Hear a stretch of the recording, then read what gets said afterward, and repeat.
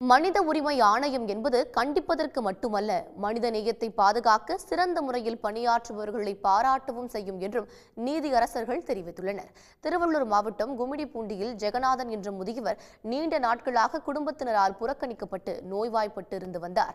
இதுகுறித்து தகவலறிந்த மனித உரிமை ஆணையம் தாமாக முன்வந்து திருவள்ளூர் மாவட்ட காவல்துறையினருக்கு தகவல் அளித்தனர். அதன் பேரில் பாதிக்கப்பட்ட முதியவரை மீட்டு சிகிச்சை அளித்தனர். 10 நாட்களுக்கு பிறகு அந்த முதியவர் உயிரிழந்தார். இந்நிலையில் மனித உரிமையை பாதுகாக்க சிறந்த முறையில் பணியாற்றிய திருவள்ளூர் மாவட்ட காவல்துறை அதிகாரிகள் மற்றும் காவலர்களுக்கு மனித உரிமை ஆணையம் சார்பில் பாராட்டு சான்றிதழ் வழங்கும் நிகழ்ச்சி நடைபெற்றது.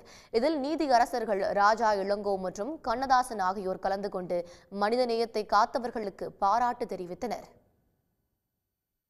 முதியவர் ஆதரவின்றி தவித்துக் கொண்டிருந்த பொழுது அவருக்கான மருத்துவ உதவியும் அவருக்கான பாதுகாப்பையும் உறுதி செய்த வேண்டும் என்று காவல்துறையிடம் வேண்டுகோள் விடுக்க, அதை சிறமேற்கொண்டு எடுத்து செய்து 15 நிமிடங்களுக்குள்ளாக அந்த முதியவருக்கு உரிய நிவாரணமும் மருத்துவ உதவியும் கிடைப்பதற்கு காவல்துறை பணியாற்றி இருக்கிறது என்று சொன்னால் அதையும் நாம் பாராட்ட வேண்டும். இறக்க போகிற நிலைமையில் இருக்கார்.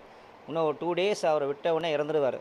அவர் உடனே அங்கேருந்து டிஸ்சார்ஜ் பண்ணி ஸ்ட்ரெயிட்டாக அவர் ஓமாந்தர் ஹாஸ்பிட்டல் எடுத்துன்னு போய் கொடுத்து கூட ஒரு போலீஸை போட்டு ஆம்புலன்ஸ் ஏற்பாடு பண்ணி அவரை உயிரை பிழைக்க வச்சு அங்கே ட்ரீட்மெண்ட்லாம் கொடுத்து நல்லபடியாக அவர் பிழைச்சிட்டார்.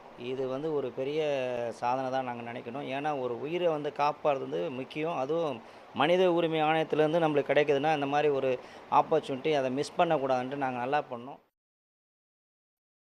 காவல்துறையினர் குறித்து சமூகத்தில் எதிர்மறையான எண்ண ஓட்டத்தில் மக்கள் உள்ளதை சுட்டிக்காட்டிய நீதியரசர்கள் அவர்களுக்குள்ளும் மனிதநேயம் இருப்பதை இந்த சம்பவம் நிரூபித்திருப்பதாக தெரிவித்துள்ளனர். உடனுக்குடன் செய்திகளை தெரிந்து கொள்ள சன் நியூஸ் பெல் ஐகானை கிளிக் பண்ணுங்க.